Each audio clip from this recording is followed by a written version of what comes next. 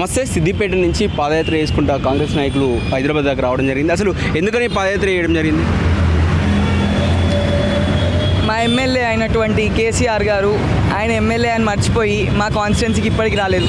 15 months అవుతుంది government form అయ్యి ఎమ్మెల్యేగా గెలిచి కేసీఆర్ గారు 15 months నుంచి ఒక్కసారి కాన్స్టిట్యున్సీకి వచ్చి ప్రజలతో మాట్లాడింది లేదు, వాళ్ళ కష్ట సుఖాలు తెలుసుకున్నది లేదు. ఏదో 2 సార్లు నామకే వస్తే అసెంబ్లీకి పోయినారు. ఎందుకు ఆ 58 lakhs శాలరీ అలవెన్స్ తీసుకోవడానికి అనేసి మళ్ళీ ఆయన ఎమ్మెల్యే పోస్ట్ రద్దు కావద్దు అనే విధంగా ఆయన 2 సార్లు పోయేసి 58 lakhs తీసుకున్నారు. ఒక 58 minutes కూడా అసెంబ్లీలో లేరు. సో మాకు ఒక రిప్రజెంటేటివ్ కావాలి, మా బాధలు అసెంబ్లీలో వినిపించేటోడు కావాలి. అదే బాధతో ఇప్పుడు కలెక్టర్కి, మా సిద్దిపేట కలెక్టర్కి మెమరాండం ఇచ్చి అదే పాదయాత్రతో 3000 మంది నడుచుకుంటూ రేవంత్ అన్నని కలిసి మా సీఎం గారిని కలిసి ఇప్పుడు రాజ్భవన్కి గవర్నర్ దగ్గర అపాయింట్మెంట్ తీసుకొని రాజ్భవన్కి పోయి మెమరాండం ఇస్తున్నాము. ఈ కేసు ప్రకారం ఈ కేసులతో ఈ రూల్స్తో మా కేసీఆర్ గారు, మా ఎమ్మెల్యే గారు పనిచేస్తలేరు, ఆయనతో పనైనా చేపియండి, లేదైనా రాజీనామానైనా చేపియండి అని గవర్నర్కి ఒక మెమరాండం ఇచ్చి మా ప్రాబ్లం చెప్దాము అని పోతున్నాము. అంటే సీఎం అంటే అక్కడ ఎమ్మెల్యేగా వద్దు అని అనుకుంటున్నారా కేసీఆర్ని? వద్దు అని కాదండి, మా ప్రజలే ఎన్నుకొని గెలిపించారు ఆయనని. గెలిచిండు కాబట్టి వచ్చి పని చేయాలి కదా. సీఎంగా 2 సార్లు ఉన్నప్పుడు ఏం పని చేయాలి? పోతే కలుస్తలేడు మిమ్మల్ని ప్రజల్ని? ఎర్రవల్లి అది ఫామ్ హౌస్, అంటే ఫామ్ హౌస్ నేతగా చలామణి అవుతుంది అంతేగాని గజ్వేల్కి వస్తుండు, గజ్వేల్కి వచ్చి ప్రజల్ని కలుస్తుండు అని ఎక్కడైనా మీకు కనిపించిరా? కనిపించడు. ఆయన గజ్వేల్నే ఉంటుంది కదా, ఎర్రవల్లి అనేది గజ్వేల్నే ఉంటుంది కదా.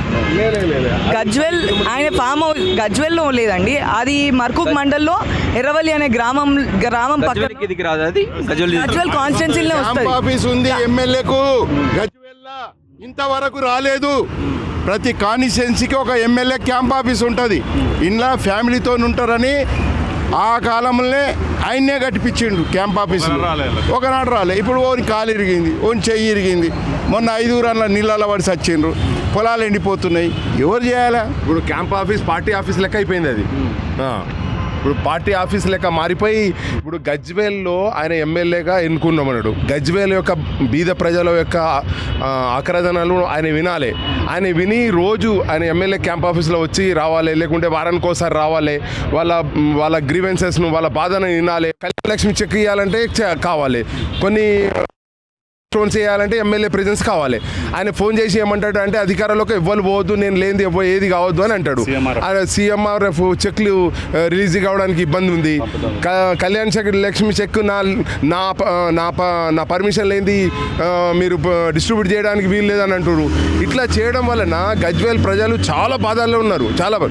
ఒక చట్టం ప్రకారం ఆయనకు ఆర్టికల్ 190 ప్రకారం ఆయన ఎన్నుకోబడ్డాడు కాబట్టి ఆయన యొక్క విధులు ఏంది, ఏమేం విధులు నిర్వహించాలి అనేది భారత రాజ్యాంగం ఆర్టికల్ 243లో క్లియర్గా నిబంధనలకు ఉంది.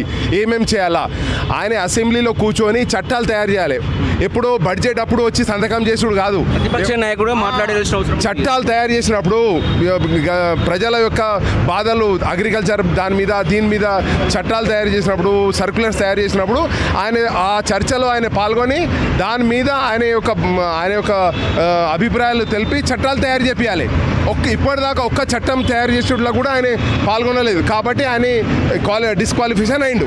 ఆర్టికల్ 192 ప్రకారం ఆయన డిస్క్వాలిఫికేషన్ అయిండు. తర్వాత గజ్వేల్ యొక్క ప్రజలను ఆయన డెరిలెక్షన్ ఆఫ్ డ్యూటీ, ఆయన యొక్క విధులను సక్రమంగా నిర్వహించలేదు కాబట్టి సెక్షన్ 192 ప్రకారం ఆయన యొక్క ఎమ్మెల్యేను సీజ్ చేయాలి, రీకాల్ చేయాలని భారత చట్టంలో ఉంది, రాజ్యాంగంలో ఉంది. కాబట్టి దాని ప్రకారం రాజ్యాంగం యొక్క నిర్మాత ఎవరు? గవర్నర్. ఆ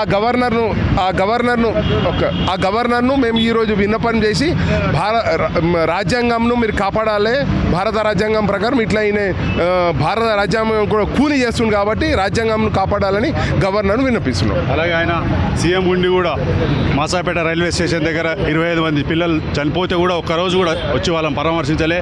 మొన్న R&R కాలనీ వాసులు తెచ్చిండు.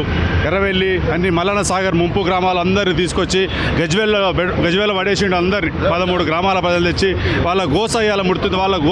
వాళ్ళందరూ వచ్చారు. ఇప్పుడు వాళ్ళ పాదయాత్రలో వాళ్ళు కూడా 400-500 మంది ప్రతి ఒక్కరు ఇంటి ద్వారా అందరూ వచ్చారు. వాళ్ళకి ఇస్తాన్న బెనిఫిట్స్ అన్నీ ఏవి ఇవ్వకుండా మధ్యలో ఆపేసి వాళ్ళని తెచ్చి రోడ్డు మీద పడేసి వాళ్ళ బతుకులను ఆగం చేసి ఇవన్నీ ఆయన రిప్రజెంట్ చేస్తేనే అసెంబ్లీలో కదా ఆయన వాదించి రేవంత్ రెడ్డి గారికి పిటిషన్ పెడతాడా ఇవన్నీ ఇచ్చేటివి మేము ఇవ్వలేకపోయినాం.